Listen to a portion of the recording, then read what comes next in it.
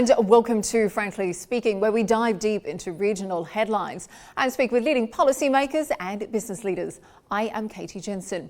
This week we speak with businessman Bahaa Hariri, the eldest son of Lebanon's former Prime Minister Rafik Hariri. 20 years after his father's assassination and 3 years after his younger brother quit politics, he says he's ready to return and revive his family's legacy. But can someone who has spent much of his life abroad speak for a nation in collapse?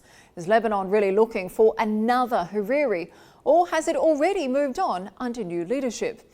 And what does he make of the recent political change, both in Lebanon and beyond?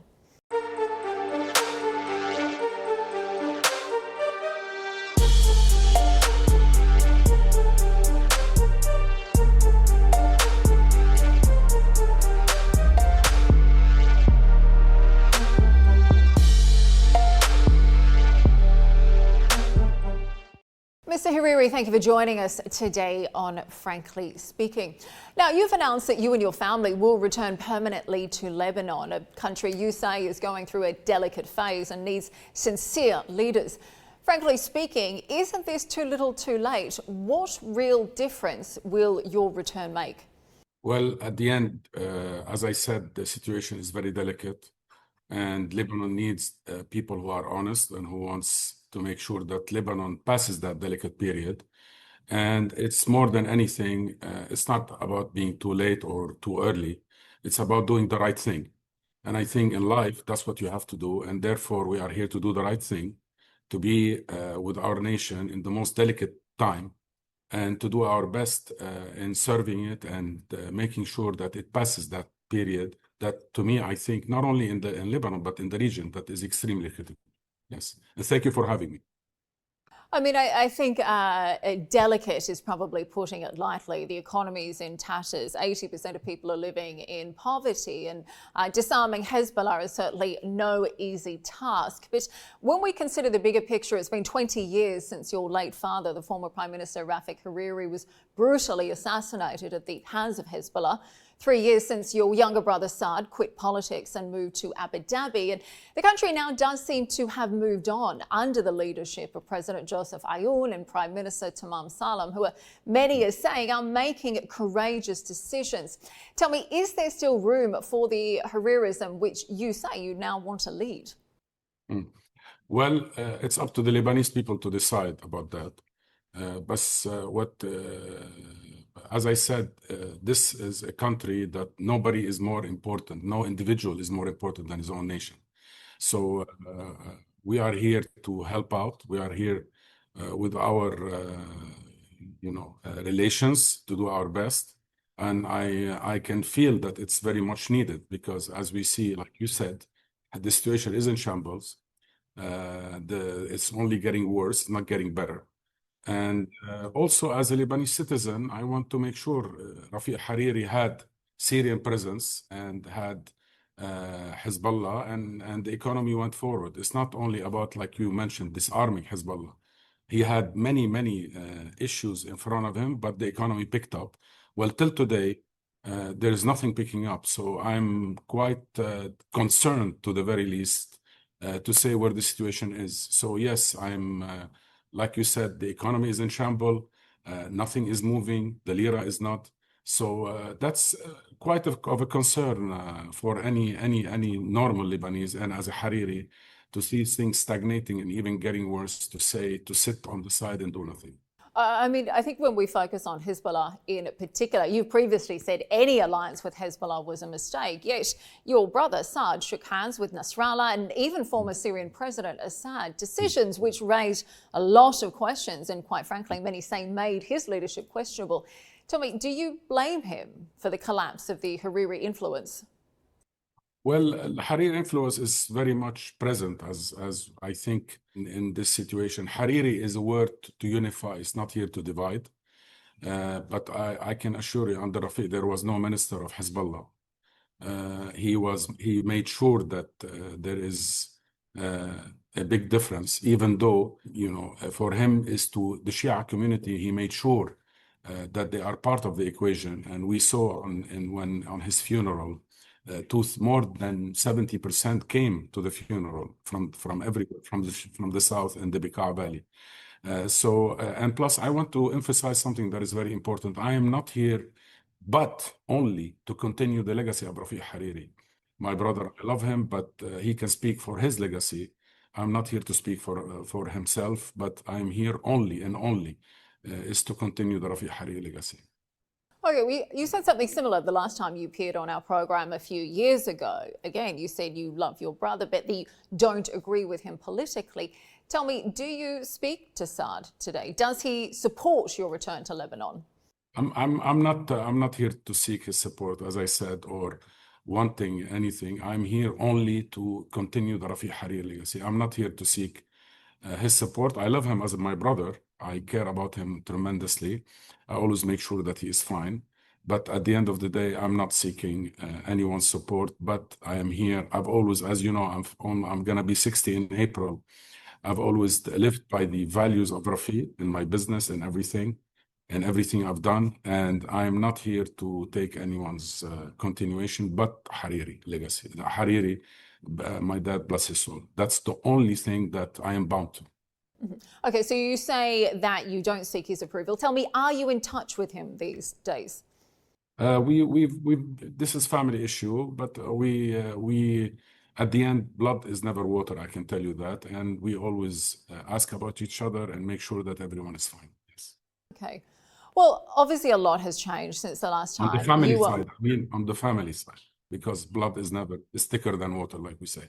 But still estranged, it feels at the moment, you would say. I said, as a family, you have to make sure, if his finger is wounded, I have to make sure he's fine. Okay. So as a family, blood is thicker than water, as a family. As the family as a whole. Well, tell me, the last time you were on this program, you spoke with my colleague, Frank Kane. There's been sweeping changes since then. Of course, there's now a political reality in Syria. Tell me, I'm interested, do you feel vindicated by Assad's downfall? Are you glad to see him gone? And do you think he should be prosecuted? Should he be on trial? Should he be in prison? To me, I'm very glad that a massive tyranny that cost 700,000 dead under his leadership, the disintegration of Syria. I'm very glad for the Syrian people. And I wish all the best for the Syrian leadership to move forward. As we know, they have elections.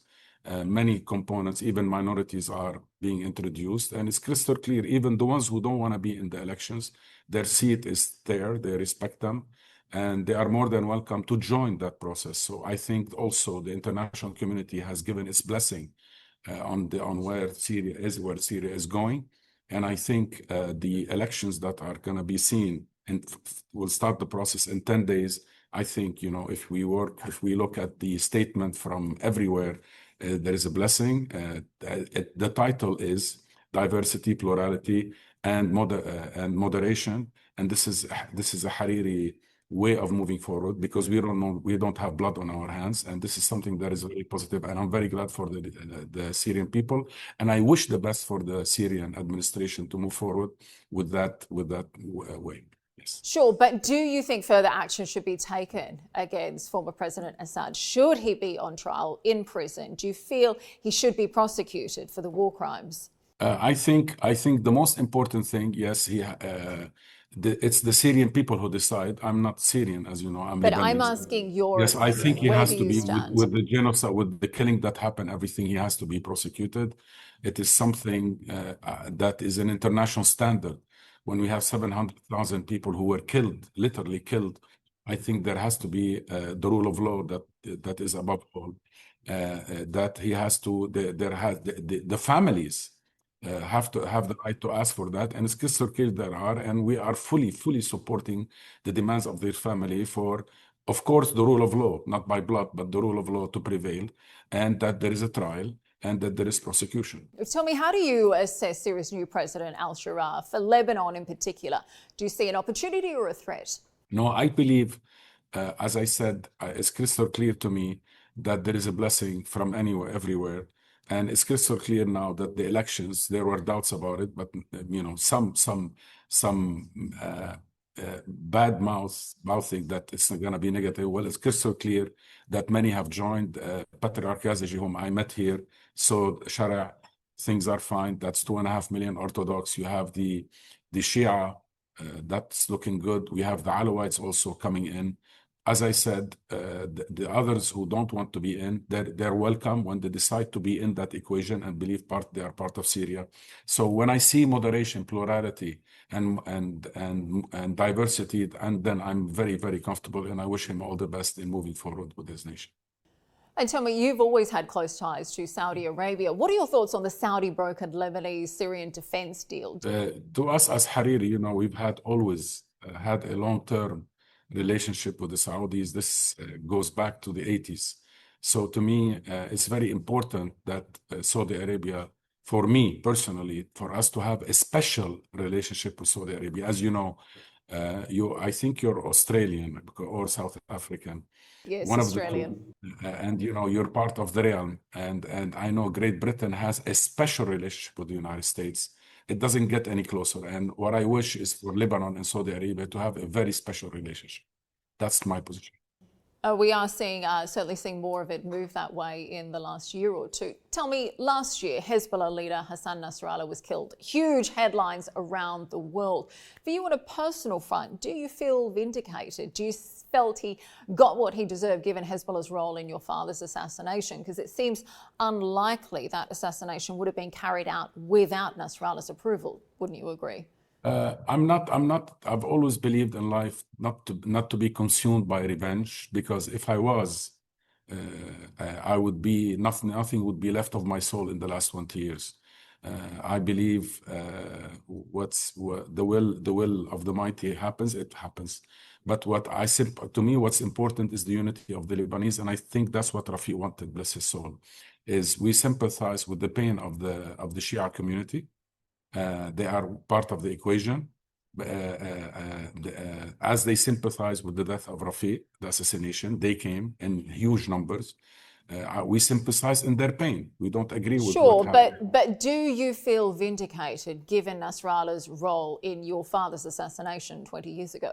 To me, it's justice. I think if the whole planet wanted to get rid of a person, if it's not divine will, I'm a man who believes, and I think the divine will is for that to happen. And as I said, if the whole of humanity wanted a person to go, and the divine will, he will not, then he will not go. Well, the divine will happened, and he's gone, and now we have to move forward, and that's the divine will is the vindication. To me, that's what's important. Okay, well, let's talk about where we stand today with Lebanon, because earlier this year we all heard President Joseph Aoun's inauguration speech pledging to empower the army, fight corruption, restore confidence. Some big ambitions here. Tell me, do you think the president might have been a tad over-ambitious in his pledges? As I said, I'm not here to speak in his where he wants to be. There are things I don't know. As I know, I'm not in the security apparatus. I don't get reports of what's going on the ground or not. But sure, as the but president, earlier in the interview, you told me that things were getting worse in Lebanon. 5 minutes ago, you told me things are getting worse. Things are not getting better. So clearly, you feel he's not been able to fulfill these pledges. Was he too ambitious so far? No, and I think also there is the pressure from the outside that nothing is going to go through before there is a resolution of the arms of Hezbollah. This is where the art of governing. Rafik had Hezbollah armed. We had Syrian presence. We were under Syrian administration. We were able to move forward. I hope that the actual administration find ways to make the country ease the pain of the people, and so the country can move forward. And as I said, yes, the situation is critical. And that's why I'm here, to find ways to ease the pain, because the people are really suffering here now. And we have to make sure that this suffering eases, and so the country can move forward. I mean, let's be blunt, though. None of those pledges are even close to being met. Obviously, there's the huge task of disarmament of Hezbollah, but also IMF reform stalled, banks still frozen, corruption persists. So do you think President Aoun, is he naive? Is he inspiring? Has he already failed? I would not say that the failure is, he's barely in his first mandate. And I think also experience is very important. I hope he has a long time. He has 6 years. He's only barely 7 months within or 8 months within his mandate. I hope that in life you reach a point you start learning, and I hope through that learning process he can move forward and we can take the country into another place. That's what I wish for him. Well, tell me, what are your thoughts on a Prime Minister Nawaf Salam, a fellow Sunni, respected judge, known for being a reformer? But there are questions wondering whether he is incapable of delivering what Lebanon needs, or whether that the mission is impossible no matter who is Prime Minister. No, I don't think we were in a much more impossible situation, which was the civil war, and that stopped. And many of the militias delivered back their arms. He's a judge. I respect him. He has integrity. I even told him that myself. The integrity is there. As I said, let's see how he's gonna. Studying files. Usually they tell you have the first 100 days. Maybe the situation is so complex it takes more. I'm not here to be judgmental. I'm not the type who is judgmental. Let's say where this is gonna go, and from there on, with time, we will make our judgment. We will take our stand. I mean, many have been praising the new Prime Minister for his hard line on Hezbollah. You said on this program a few years ago, though, there is no room for a patch-up solution. Do you think really he has the ability to be able to fully disarm Hezbollah? To me, what's important in this is in Lebanon, there are many stakeholders. The Shia has extension. Arab Shiism started. Arab theology started in Jabal Amil, not even Najaf, and then it transferred. If we talk about a bit history, and then it transferred to Iraq. I think we have to make sure that all the stakeholders on the table agree of how after the debacle of Hezbollah, how to take the country, move forward. There has to be leadership and trust, and that's what is needed badly now for us to move forward. And of course, there's been ongoing meetings this week about the disarmament, but of course, huge challenges. And I think even if Salam tries, the risk is army division, even civil war. Do you think there is any way to avert that, or is it inevitable if Prime Minister Salam pushes through with his pledges? I made a statement 2 days ago that I'm completely against wreaking havoc and causing a civil war. That is, even though I stand very firm in my position when it comes to institutional governance, the rule of law, and nation state. That to me are prerequisites for us to move forward. But also, as a Hariri, it's a red line to wreak havoc and cause bloodshed, because it costed us the last time 250,000. It's not acceptable that we go into a place where we're already in a very critical situation. Any situation that puts us in that tunnel, it will be a very dark tunnel, and then I can tell you, I don't know if we can get out of it, which is very dangerous. And that is one of the main reasons why I'm here, to make sure that this does not happen. So what do you see as a realistic scenario going forward then? Consensus. Rafik Hariri always believed in building consensus. When he said to me once, consensus means nobody is a winner and nobody is a loser, which means we have to sit down and discuss and reach a consensus to take the country forward. We are all stakeholders, and we have to make sure through that consensus we can take the country forward. And also, I think leadership, bless his soul, he had leadership. And from there on, we can move forward through consensus and leadership. And take the country into a new place. So to me, I have one word for that, is to build consensus and leadership. That's what I think the country needs. Of course, easier said than done. We've seen Lebanon in political deadlock for several years now. It's only starting to be potentially resolved now. Let me ask your thoughts on the US support, though, because we've seen envoys come and go, promising help, but also warning Lebanon. Tom Barak, Morgan Ortagus, they have been back and forth into Lebanon, making all sorts of criticisms on the one hand, but also pledging support on the other. Let me ask you, Mr. Hariri, if push does come to shove, do you believe Washington would truly defend Lebanon and its army? To us, we always appreciate the relationship. As you know, I established the Hariri Center more than 16 years ago in the Atlantic Council. I'm an ardent supporter of the transatlantic relationship. We just nominated John Wilkes, who's a veteran in British politics, for an office, who's the key leader in making sure that this transatlantic relationship is very important. So I'm an extreme supporter of that relationship. The United States must be fully engaged. We fully appreciate the support that it has given, not only today, but throughout the years, especially to the Lebanese army. And I surely truly believe, yes, pressure, but at the end of the day, they want solutions. And we agree with them that there has to be a solution to move forward. So, and I truly believe if they commit, they will help.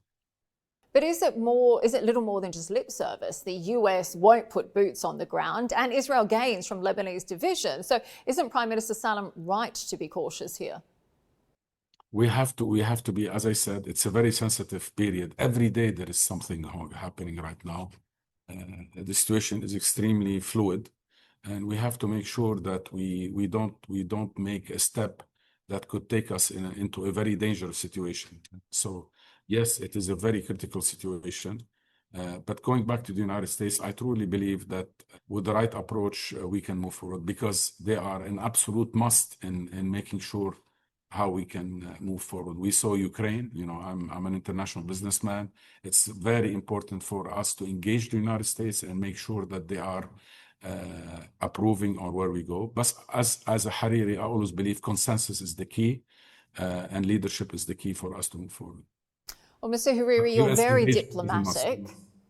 You're very diplomatic. Let me ask you, though, what do you make of the recent speech of the Speaker of the Parliament, Nabir Berri? He seems to have divided opinions on whether he is actually supportive of disarming Hezbollah or warning against it. Now, I know you know him personally.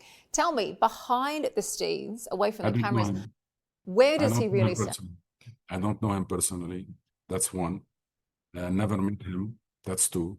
I wish him, as all the best as being a leader in Lebanon, and for him to lead, to make sure that we don't enter into a black hole. I think he has a responsibility toward the Shia community to make sure that they are, with the change, that they are a key stakeholder. It's not like disarm and then what? Post disarm, where do we go from here? I think that's the question. We have to make sure that all the stakeholders, the Shia community, are a key component of the Lebanese configuration. We cannot ignore that they do not exist. That is a recipe for disaster to me. When we have to make sure that they are engaged and they are a key player in the Lebanese situation, because they've been here for over 1,200 years, since they established themselves in Jabal Amil in the 8th century. So to say that they are not a key player, it's a disaster. Well, tell me, though, as the most senior Shiite politician in Lebanon, can he even tell Hezbollah their time is up? To me, I truly believe with the right configuration and the right approach, where we can convince all the stakeholders we can move forward, I think there is one, with the right leadership. Tell me, final question for you tonight. What is your message to Hezbollah's leadership, to Naim Qassem, and to all of those threatening Lebanon's stability if disarmament goes ahead? Shiism established itself in the 8th century in Jabal Amil. Shia theology, which was moderation, happened there, and then it transferred to Najaf. We have to think of that community and how they can be a stakeholder in a new Lebanon, so we can take Lebanon and move forward, because the reality is going to happen in no time in Syria and Iraq. And that reality will exert a new way to move forward. And it is best for us to say, let us adapt ourselves, be all stakeholder, sit down and move forward. Well, certainly some massive challenges ahead. And that message is to the Shia community. Okay. I was about to say, Lebanon's economy really does feel like it's on life support, threats of civil war as well. Certainly some huge challenges ahead. Mr. Hariri, thank you for joining us today on Frankly Speaking, though. We appreciate your insights, so thank you. Thank you for your time again.